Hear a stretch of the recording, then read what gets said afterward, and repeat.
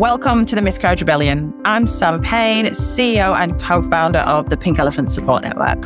And I'm Stacey June Lewis, counsellor, psychotherapist and broadcaster. This podcast is where we share stories of many Australians who have lost their babies to early pregnancy loss. With evidence and empathy, we unpack the shame, blame and stigma and the lack of support that many face. This is a loss that has been silenced for too long. We deserve better.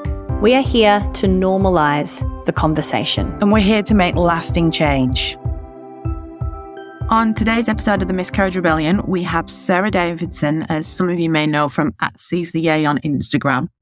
She really is so beautiful and generous in her sharing. We want to acknowledge up front that within the space of a year, Sarah has gone through an early pregnancy loss that was drawn out over a period of weeks, which I know many of you have gone through. And then she moved into a subsequent pregnancy after loss, which she's still in now.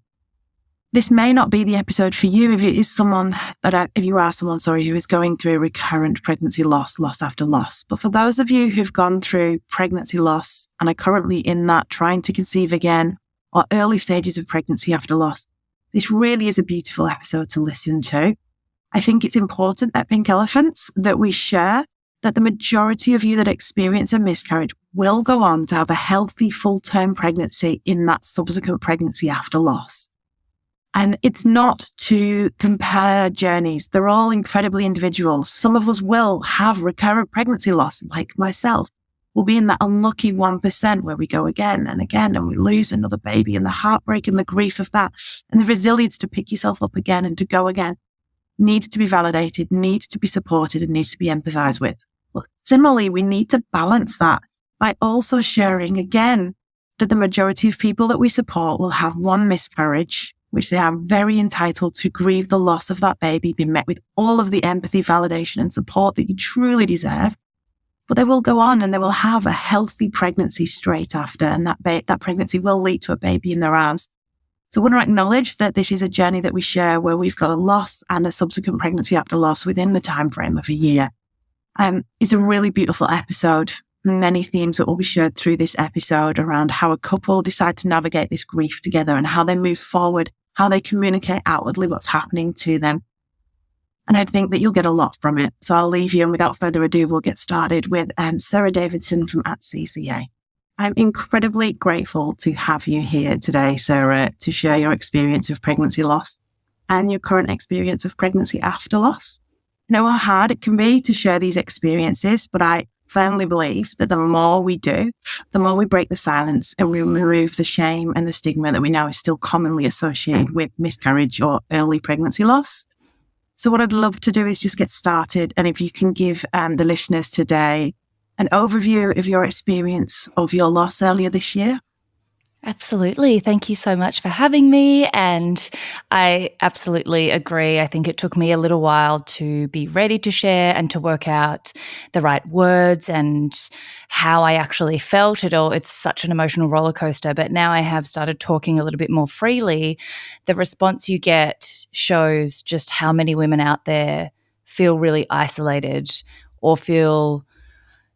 Just to hear that someone has been through something similar, I think can provide so much light in a very difficult and dark time. So congratulations on what you're doing too. I think it's so important, and it's a privilege to be here. So we started trying.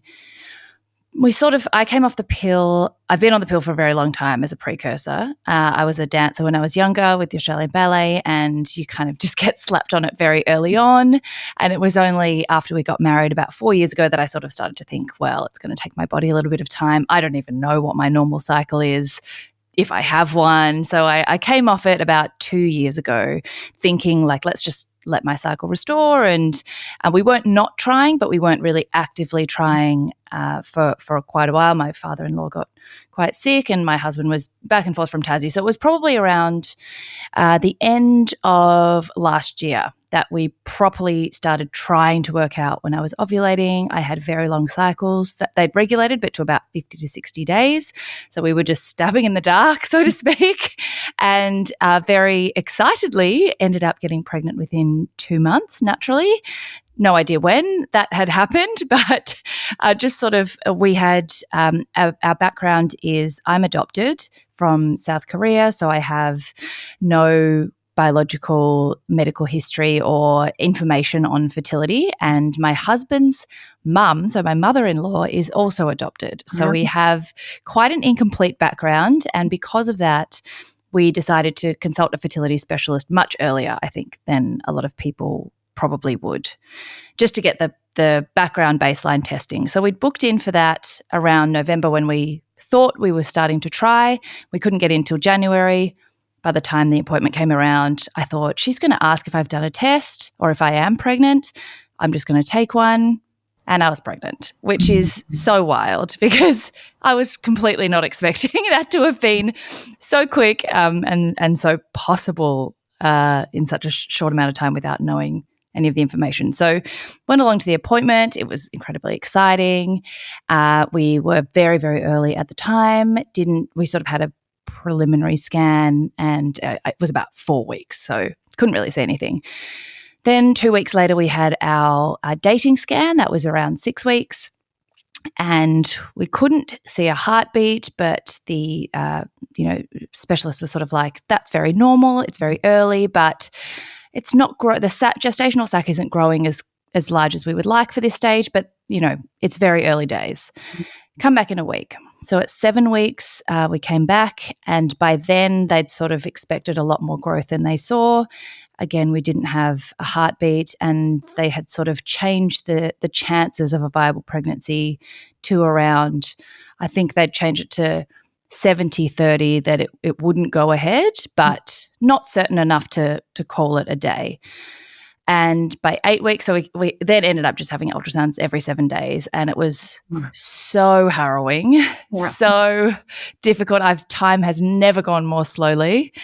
And 8 weeks, they'd changed it to sort of 80-20. And by 8 weeks, it was 90% not going to be viable because we never did get that heartbeat. And the really difficult part then was I had continued to grow, but there was no chance that it would actually become a viable baby. So the advice was if you want to wait until a natural miscarriage, you have that choice, absolutely.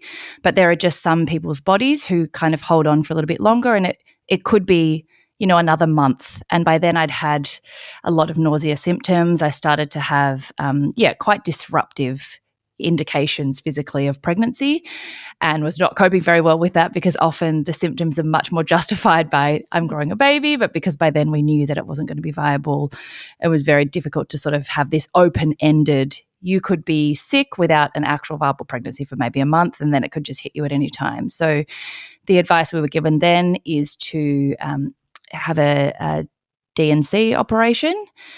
And I couldn't get into that for another 2.5 weeks. So that was another fortnight and a half of being pregnant and knowing it wouldn't go ahead. So it was a particularly difficult sort of 2 months of just a lot of waiting and a lot of just not really knowing where to orientate your emotions, not really understanding how common it was at that early stage because you just don't hear about it.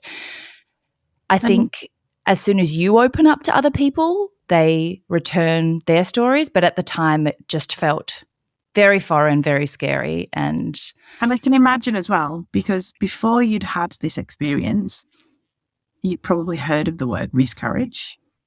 But the society and the way it describes miscarriage in movies and what you hear of it, it's quite fast, it's quick, it's something that happens. It's almost like a hot, bloody mess is kind of that depiction is what we associate with it. So then when you've got this long, drawn-out process, that's not a narrative that you maybe had in your head before. And the challengingness of it as well, like holding space for feeling so very pregnant, the nausea, and then knowing that this is not going to end. How did you manage to kind of balance that every day? How did you manage to get through that time? Yeah, that's a great question because I definitely did have this idea of miscarriages as a natural thing that comes on often as a surprise, which is, of course, absolutely devastating and can throw your world upside down. But I thought, you'd experience it sort of out of the blue, and then you would know that your body was not pregnant anymore, and then you could start building back towards some light, maybe with the reassurance that my body can start a cycle again, I thought there'd be a bit of a line in the sand, and then you could move on. Not that that makes it any easier or better, but that's what I had thought. If I had a miscarriage, that's how it would go.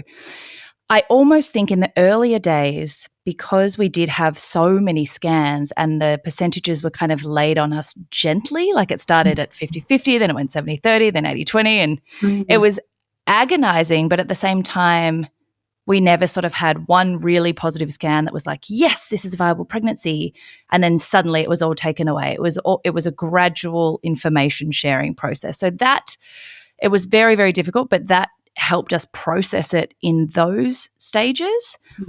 I think it was once I had decided it is absolutely, medicine was like, this is absolutely not going to go ahead, and you've booked in the surgery, but you can't have it yet. That was when it was just, every day just felt like a waste. Nothing was towards anything. It didn't feel like there were any steps that were left. I just was in this weird waiting game, and because at that time we hadn't shared it with anyone, that's when I think the true isolation of the experience really comes out. Time has honestly never gone so slowly. I honestly don't actually recall much of how I made the time pass. I think I just threw myself into work because I knew that the only choice I had was just to get through it as quickly as I could. And sitting around, I wanted to give myself the space physically, but mentally that sitting in stillness was actually not very good for me. It's almost like I want to distract myself. I need to keep busy. I need to do, because as soon as I sit still, I think about this and I'm not ready to think and process just yet. We see that a lot. Yeah. Keeping busy. And there's often, again, another misperception that we straight away need leave from work. Okay. And some people do. And that's where we fought the leave for loss and got legislative change. We want to, but what we need to actually see is flexible policies from workplaces. So that meet the individual's needs, because some people, and I would be more like yourself, I wanted to carry on and needed just to kind of get through it. And that for me was to keep busy and keep myself distracted. And I think a lot of people will resonate from that. Again, this perception of society that we sit around and a lot of us are intuitive grievers where we're outwardly crying. Not always. A lot of us wear brave faces and carry on with things because it's the only way we can get through it. Absolutely. And I think I didn't even reach the stage of crying. I honestly don't even think I cried until after we'd had the procedure.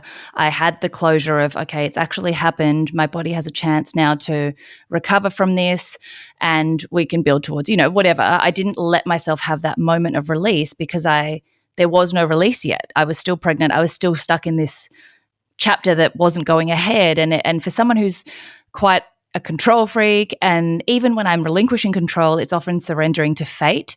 I had neither. I was neither controlling the situation, nor was there any chance that fate would do anything different. So it was just limbo. I think a lot of women who have since read our story and reached out, limbo is the word that comes up when you're in that. It hasn't happened yet, but I know it's going to, and what do I do with my life? And it really is just a day by day, minute by minute, what gets you through. It's a survival strategy. And on the inside, I was just a shell of a human, but on the outside, it helped me to seem normal and for people to treat me normally so that I didn't have to really think much about it and could just suddenly get to the end of that 2 weeks and go, I made it. This is going to be awful, but at least it's some kind of closure that can allow us to let out our feelings and then start to rebuild. So in the end, I actually didn't make it to the end of the 2.5 weeks because I was just so unwell.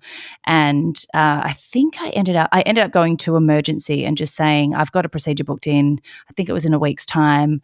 My body and mind are not okay. And they actually ended up doing it a week early.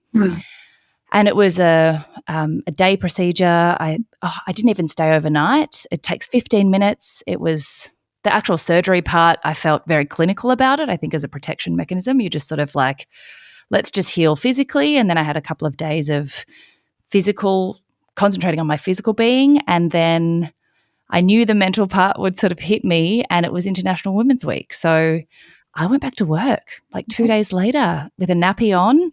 I went straight into back-to-back speaking gigs. And again, looking back, I'm like, oh, did I really need to do that? But I actually think it allowed me the space to distract myself just enough, but also it was the most significant International Women's Week I've ever had, because in my brain I was just like, women are warriors.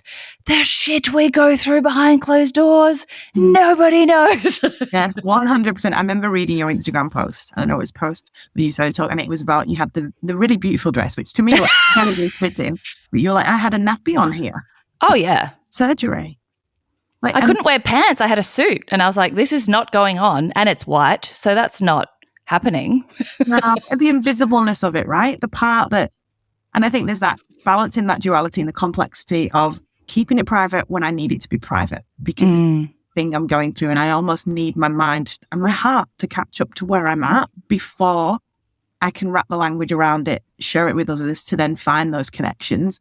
You touched on it earlier, and I want to kind of ask a bit more around that, the language. That you said you had to wait till you'd found the language to speak about it. What was that kind of process like for you?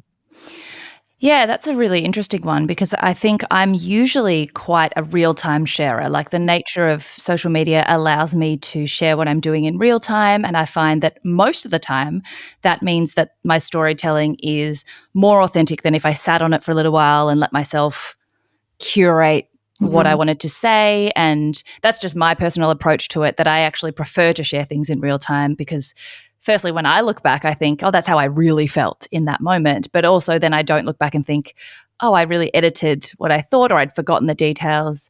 And I actually sometimes get people saying, you share really vulnerably, like, does that feel like an obligation? Is that a burden? Or, you don't need to share that much. I personally find it a really rewarding way to use the platform. So it was unusual for my response this time to be like, I just am not ready. I wasn't ready to put words to it for my own feelings. I wasn't ready for people to respond to me. I wasn't ready to hear other people's stories.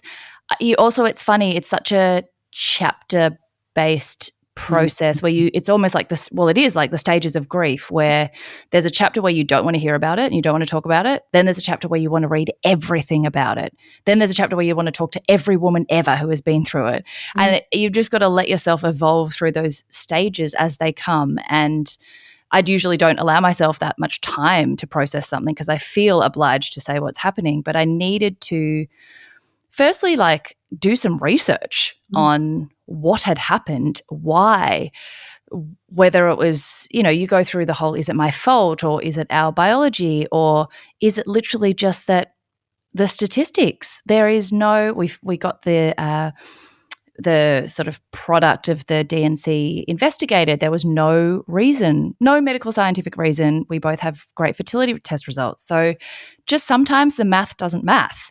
And so that took a while to figure out, and then I wanted to, before I shared, have sensitivity for people who did indicate an issue. And then there was, there were just so many aspects that I wanted to feel really educated in myself. I wanted Nick to be really comfortable with it as well, because he was even more private than I was. And I think that's another thing that can be really hard, is two partners are experiencing things in a parallel way, but I'm dealing with all these physical symptoms. He feels like any reaction he has is inadequate and not worthy to be spoken, because he didn't have to have surgery, but at the same time he's grieving the loss of what he thought his year would be like. And really he sort of felt like, I hope that I didn't make him feel like this, but he sort of felt like he couldn't say anything because I was the one who was ill. And so I think we wanted to sort out that, and I go straight to sharing, and he is the opposite. And he said, I really don't want my friends to start asking me about this. I'm not ready to field these questions. So we did a lot of research together, and then it took me a little while to share, even with very close friends. And that gradual, smaller circle allowed me to get used to just having a conversation about it, even deciding, do I say miscarriage? Do I say pregnancy loss? Do I say I'm sad, or do I be stoic? Do I even know if they've had one or not? And how do I broach it? It's just it's so familiar to me now, but pregnancy, regardless of how it goes, is a whole new world it's like learning a new language. It's a new landscape. And I sort of was dealing with both sets of language at the same time. It's like pregnancy language and unsuccessful pregnancy language together all at once. Even knowing how many weeks means what, it was a lot to sort of sit on. So it took, we had the surgery 2nd of March, and I didn't speak about it until May with very close friends and July on social media. Mm-hmm. I think that says a lot as well. And I really like your approach. I find it quite balanced, actually, and quite wise in so many ways. You've gone through. Yeah, I really do. I feel like you kind of gave yourself the space that was necessary to process it, but also for you and Nick to come to the same place to be ready. And that's something that's really hard with grief, because often we grieve differently. We often hear the partner feelings of inadequacy in their grief because they don't feel like they've been the ones to go through it. And that, again, is a misperception from society, because they too do grieve, like you said, the future that he thought he was having over the next year with a baby in your family. And that was taken from him too. His grief is just as valid and worthy, and we all react differently. So I think that it's really beautiful that you kind of acknowledge what you did. And I'm hoping that listeners will hear some tips from that as well, in ways that you can take time and do it when you're ready and not feel pressured by what society tells you. But I want to flip that a little bit now and spin forward a little bit to your current pregnancy, which I'm so thrilled. And now that we reached out to you before you're pregnant again, and then I remember just seeing that news and just doing that happiness, that joy that we can carry, because we know that what you've been through, and then there's so much love for this new pregnancy for you. How has this second pregnancy been for you? And you talk about talking and sharing. How has that felt with this pregnancy for you as well? It's a really funny process to realize, and I think I was quite prepared for this, but to appreciate how much an earlier loss or an earlier struggle, I mean, some people don't even get to a first pregnancy and a loss. They just can't conceive, and it takes them a really long time. But for whatever reason, I think if you've had any hiccups along the way, it does really influence the way that a successful pregnancy unravels for you. It's sort of, you're not as naive, and you don't have that innocent excitement of just believing it'll all work out, which is good in a way, in that you don't get your soul crushed if it doesn't, because, you know, you're a lot more aware of the statistics. And I feel like almost, it's hard to know how to interpret statistics, but I felt once I knew how common miscarriages were, the realism is a sad thing. Like, you don't want to have that in your brain too much, but it also means that you're just more realistic. Like, you're so much more balanced approaching any time you get a positive test or any time anything happens. And whereas the first time we were just all in. We were like, oh my God, we're pregnant. We told our family like the first day I got the test, you know, we just, and I love that I had that experience of the totally unburdened, unhindered response the first time. And I'm not sad that we didn't get that the second time, but it's definitely obvious how differently we treated the first 18 weeks, I would even say.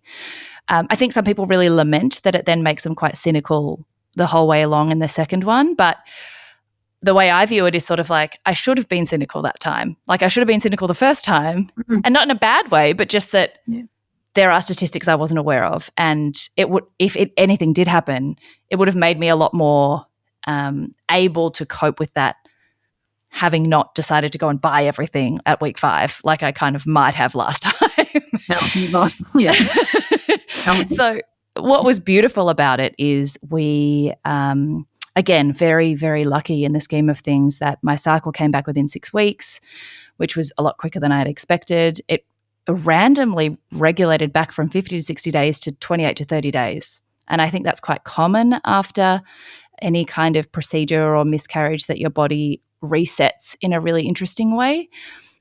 So I had 3 very even normal cycles, which was great. The first one, I just gave my body a break.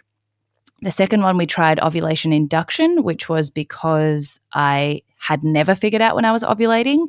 And the doctors just sort of thought, if you don't know when your window is, you're really not equipped with what you need to make the most of those 48 hours or whatever the 5 days is. So we did 1 round of that, and that wasn't successful. But I think, again, it was very early, and I was very intense about, they said we have to have relations on Friday, Sunday, Tuesday. Like, it was a bit much. And then we had a wedding overseas, and we couldn't take the ovulation induction medication for that cycle on the plane. So we just said, let's just leave it and come back to it. We're being very intense for how quickly this has happened. Let's just go to the wedding. And it worked out that I was ovulating on the weekend of the wedding, which was also the weekend when the article came out in Stella magazine, which was the first time that I had spoken about it. So at the same time as people saying, get away from the daily grind, go on holiday, be warm, be relaxed, stop thinking about it so much, but also the closure of, oh my God, it's out, and it's out in a way that I'm happy with the wording. We were both on board with how it was expressed. We were away from everyone as well, so we could process everyone's responses on our own time. And we were at a wedding celebrating love. Like 2 weeks later, we were pregnant. And it just, that timing is so funny to me, that it was the closure weekend and a weekend of love and not really kind of overthinking, trying. Yeah, it feels like the universe has you back that weekend. Yeah, it was so weird. But from that first positive test, so I was testing every day from 8 days post-ovulation, just hopefully just being excited, because I was like, oh, it was that weekend that I was ovulating. And so we knew very, very early, and I knew not to get too excited, but I thought that's a great sign. My body can do it again. Wonderful. Didn't hold too many high hopes. But then the 2 weeks waiting for the 6-week viability scan were, again, distraction. Had to just pretend. I almost ignored it completely. We didn't talk about it. We didn't use the word pregnant. We didn't use the word baby. We didn't tell any family. We then had the scan and heard the heartbeat for the first time, which was like, because we just never got to that stage the first time, that was a huge milestone of, okay, we've made it past where we did, and this has an inkling of viability, and yet still couldn't lean into it. Very excited. I think I told my mum, but we were just so much more hesitant the whole way along. And even the 12-week scan, which I thought would be okay, we've done a trimester, we've passed the NIP test, we've done all the things, we're good, got to 12, and I was still like, I don't want to tell anyone, I don't want to get too excited. And we ended up, because I have quite a small belly, even though we actually have quite a big baby apparently, which again is wild. I'm learning so much. I waited till 18 weeks to really tell people, because we just weren't ready for, and this one was much more dictated by Nick as well. He was like, I didn't say much earlier, but it was really hard for me that we had told so many people, and I would prefer that we just wait until we're feeling very, very secure. And I was sort of happy, given that no one could tell anyway. It wasn't like there was any reason to rush. And I think it really is only in this last 2 weeks since people have known that we felt like we're not pretending, like it's actually really happening. But yeah, a lot of hesitation, a lot of worry and anxiety, but almost then the highs are a lot higher after every scan, because it's so surreal that, oh, did it work this time? What? That's an actual child. It is. And just hearing the heartbeat must have been such a magical moment. It was actually the week that our golden retriever passed away, which was very sudden, very unexpected. And I mean, if anyone follows him on Instagram, you'll know he was like our son. He's a very human dog. And he, in our brain, he just waited until we knew we had a heartbeat and knew we were safe, and then passed on his little heartbeat to our new bundle of joy. It was like I was such a mess that week, but the circle of life there was really, really lovely. Yeah, absolutely. And a grief there as well, right? A very real grief. You've had him, I can't remember his name, but how long was he with you? Paul.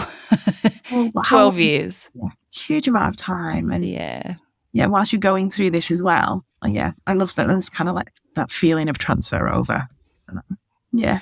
But another funny symptom, or like not symptom, but kind of side effect of having a loss before, is the more negative side effect is obviously that you're a bit paranoid and anxious and worried, which some couples are anyway, just because it's such a huge responsibility and a huge time in your body, and it's so unknown.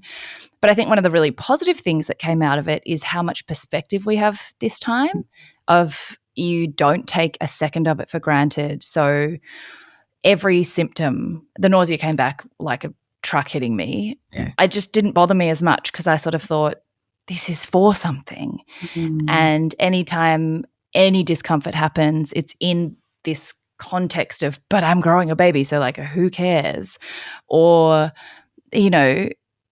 small things that of course is so natural for all women to experience, is so much body change. Like it's the first time that you've seen your body like this. And of course you put on a bit of weight because you're growing a human and everything changes. And I thought that, and I haven't been able to exercise, I thought that would bother me or at least be a transition. Mm-hmm. Yeah. And it just hasn't been, because I'm like, my body's a miracle. It's got a baby in there. Like, I want to get as big as I can. I want to make the best house that I possibly can. And that's purely because I think the exchange for those things feels a lot more in perspective than it was last time, I think. And that's it. It's perspective. So it's not a silver lining, because there's no silver lining with grief. And the baby that you lost deserve to be grieved, and that experience is valid and unique in its own way. But one of the gifts in a future pregnancy, and when you finally end up with a baby in your arms, is this gift of perspective. Because like, and again, we touched on it earlier as well, and I think it's a nice thread to follow, but the education piece and what you didn't know before and what you'd like to know. And then there's difference between the two pregnancies, right? That initial pregnancy and that unburdened joy that you talked about. It's absolutely beautiful. And I experienced that as well. And then a subsequent pregnancy that doesn't have the same, but in a different way has more perspective and almost, I don't want to say a higher value, I want another word for that, but I think you know what I mean. Like you kind of will put up with things, like for me now, I've got a toddler who's 18 months and I'm putting up with no sleep still because she's such a bloody miracle. Like it's not fine, but it is fine. And it's that kind of context that you kind of end up with. I guess, going back to the education piece, so what you wish you knew before about miscarriage and what you kind of knew after going through it. What do you feel about that? It's a really hard one, because I definitely think that the statistics are so underappreciated and misunderstood, which means that the minute you do get thrown into the world of pregnancy loss or pregnancy complication, it hits you so hard because it's so new. But at the same time, I almost, looking back, wouldn't wish that I necessarily knew anything differently before for the first time, because I think if it did go ahead without complication, that it would have been beautiful to not need to know that information. So I think sometimes we, in this day and age, the right to information or the need for information is such an entitlement. Like, I think we think if there's information out there we all need to know, we need to spread it really, which we absolutely do. But I think we absolutely do when you need it, or when you're in the right headspace to hear it, or when you're in the situation. So I think more than thinking every pregnant woman or every trying couple needs to know these statistics up front, some people might think that you do need to know so that you're aware of what you're going into. Maybe if you are struggling, it helps to know that it doesn't happen as easily as you think it does. But I think if you do go ahead with a very complication-free pregnancy, it is lovely to not have to engage with any of those statistics the first time if you don't need to. So I wouldn't go back and tell myself all that stuff before the first time, but probably what I would hope is that it was more accessible once I did start to seek it out. Yeah, 100%. And we agree with the same thing, that when you look at that information, that you can find trusted, relevant, credible, evidence-based information. Yeah, absolutely. And we hear that so much from the thousands of women and the partners that we support, is that access to information when they need it is so important. And with the Miscarriage Rebellion, part of what we're doing is obviously, yes, we want to tell people stories that sit behind these statistics, because we do need people to understand their experiences more. And through that, we'll invoke some empathy, but we want to incite action. So everyone that comes on the pod, we are asking the same thread question, if you like.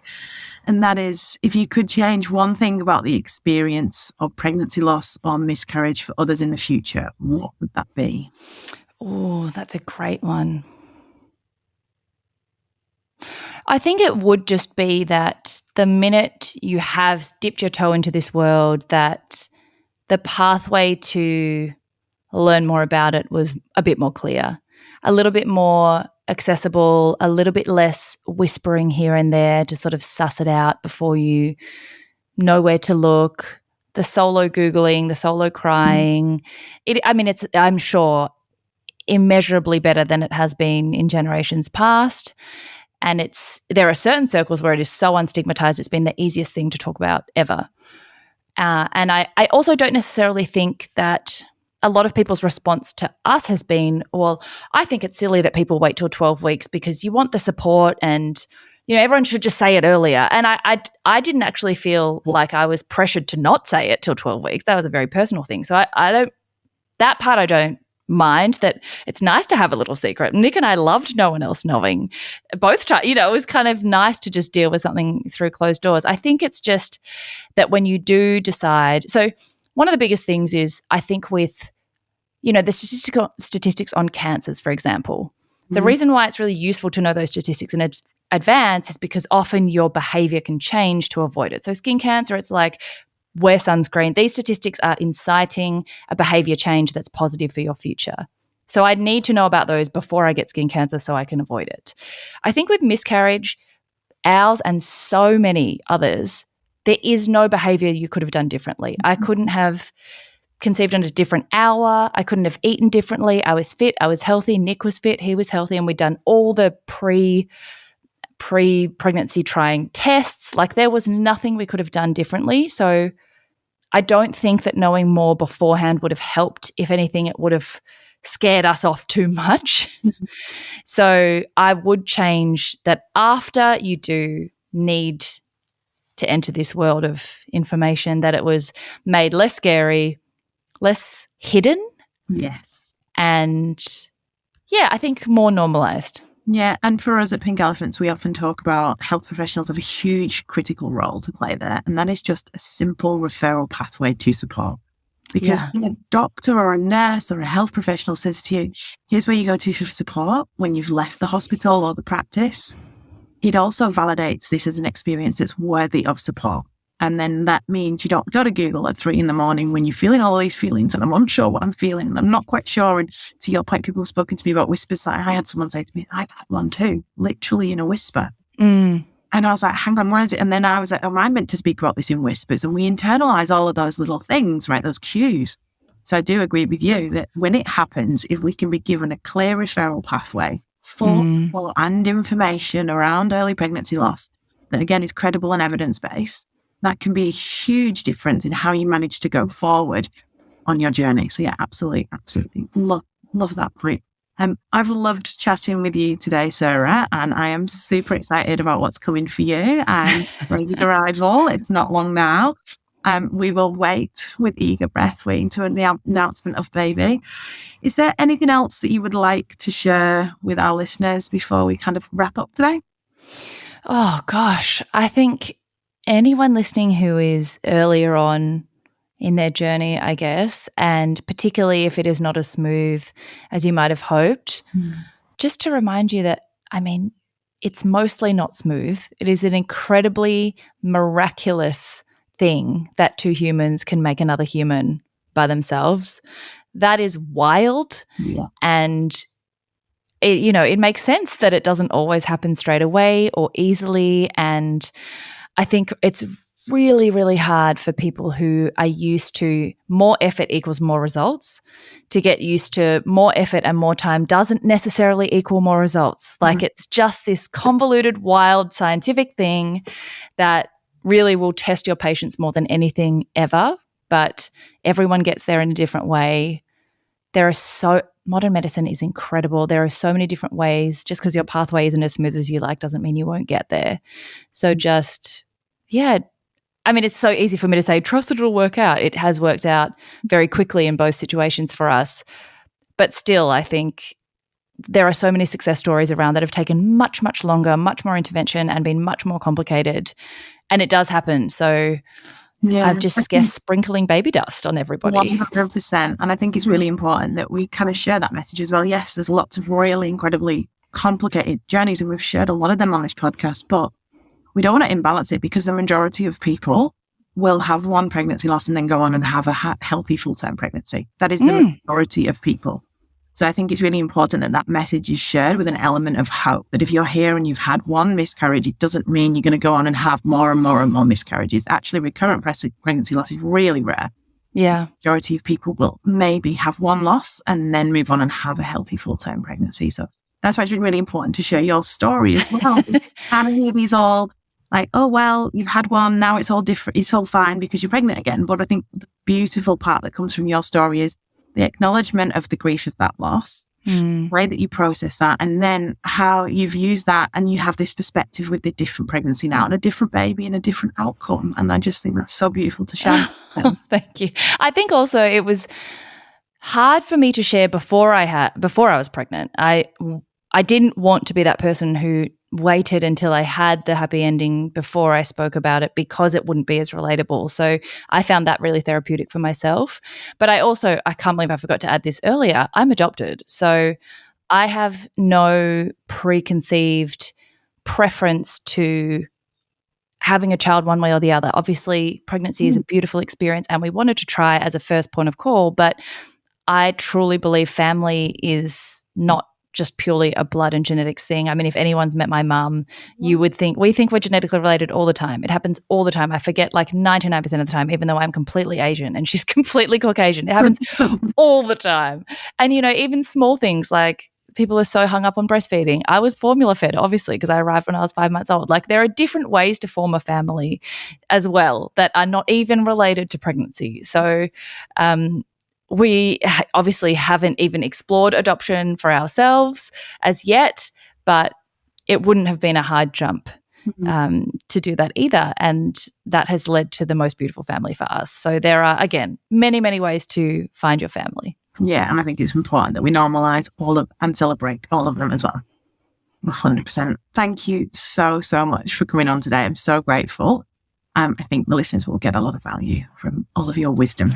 Thank you. Thank you for having me. People don't talk about it, but it's happening. Behind closed doors, hidden behind smiling faces. There are so many people suffering in silence right now, unable to access the support that they need and deserve, simply because they don't even know that there is support available. The Pink Elephants community is made up of people from all over Australia. Some come from the big smoke, others from the bush. Some of us have heaps of friends and family around, others have none. Some have lost babies at 5 weeks. Some had ectopic pregnancies. Some had multiple ultrasounds. Others only ever saw the 2 red lines on a positive pregnancy test. But we all have something in common. We have all lost a baby. We are all bereaved parents. There are estimated to be over 100,000 of us across Australia every single year. Please help us connect with these people to give them the support that they deserve. No one should have to lose a baby and be left on their own to navigate their grief. Help Pink Elephants support more bereaved parents. Visit pinkelephants.org.au. Wow, that episode was truly beautiful. It's really important that we shine a spotlight and we share the experiences of all women, because we know that all losses are individual. All of our journeys are individual, but they all deserve validation, empathy, and support.